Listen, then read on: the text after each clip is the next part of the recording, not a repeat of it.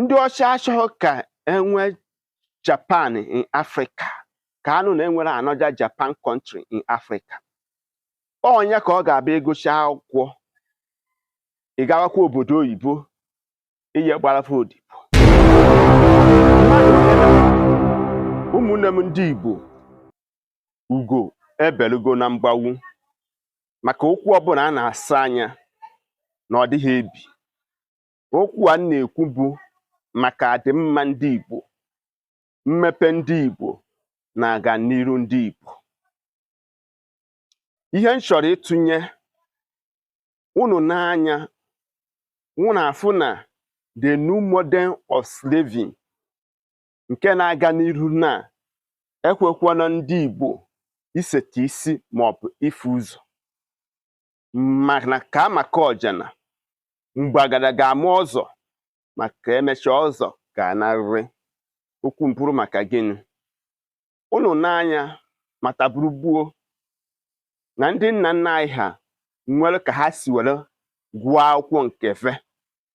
Ị ga-asị m as how, kpụchara m ntị ọfụma n'okwu a. Ha na-akọwara ụmụ fa ife site n'okwu ọnụ, oral thought, without written. Ha bụkwa ndị na-akwa nka na ụzụ, ndị na-emepụta ihe a na-afụ anya. Ha na-enetakwa onwe ha aka site na igbo odibo nke a na-akpọ ịgba boy apprenticeship.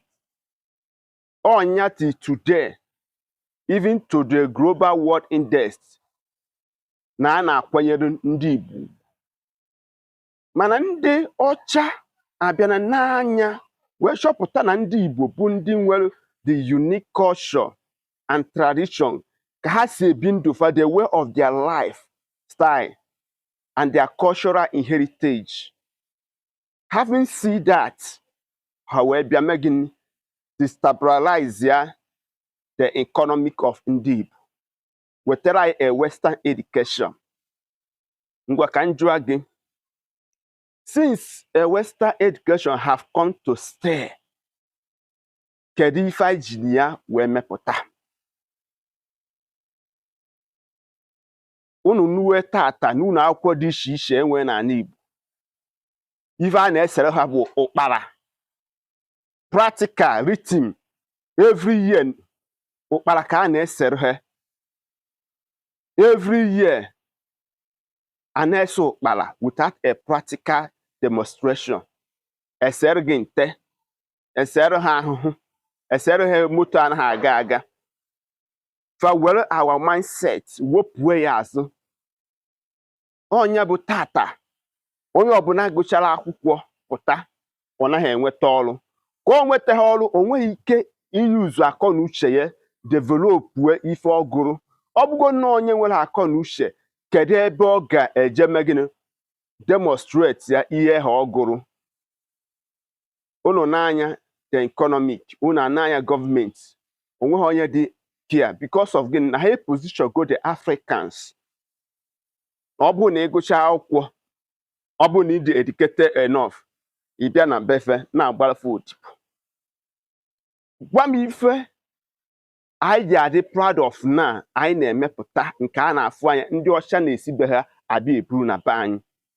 Ị na-ebu ife dịka ụgbọala, ọ nke agbakasịchara agbacha second hand, ebubatara ya na Nigeria. Anyị na-ekwu na anyị bụ odegwu, we are giant of Africa, we are Japan of this. No, ụdị ka ọ dị airplane na ọtụtụ ihe dị iche iche. Mana ụmụnne anyị ndị ma nke ekwe na-akụ nọ mba ofesi ma ndị nọ n'ụlọ tata, ha chọọ ka ha wepụta ife ha ma ndị ọcha fụ na onweghị onye befemego na-enya bụ ife. Ha chọọ ka ha ga-esi wee wepụ ndụ onye ha, ha chọọ ka ha ga-esi wee gobi onye ha. Ọ bụkwa na onye ha jụ na ha nwa ama ngobi ya, achọ ka eji esi wee gbawu ya, maka na ha chọrọ ka enwee another Japan in Africa. Ụmụnne m, ugo eberugo na mgbawu. orugo oge onye nwa ga-ama. Chekienụ all these great men enwe n'ala Igbo.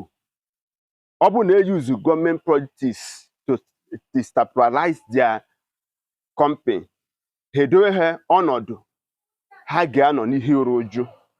Anyị anaghị ekwukwu maka nwanne anyị nwoke bụ Ibeto na ọtụtụ imerime ndị ọzọ. Ụmụnne m ndị Igbo, nye ka nsị ka m wetara gị, gwa m ebumnobi gị, ọ gwụsịkwa ka ọha n'onu. Aka mbụ nwanne gị nwoke bụ Maazi-UC.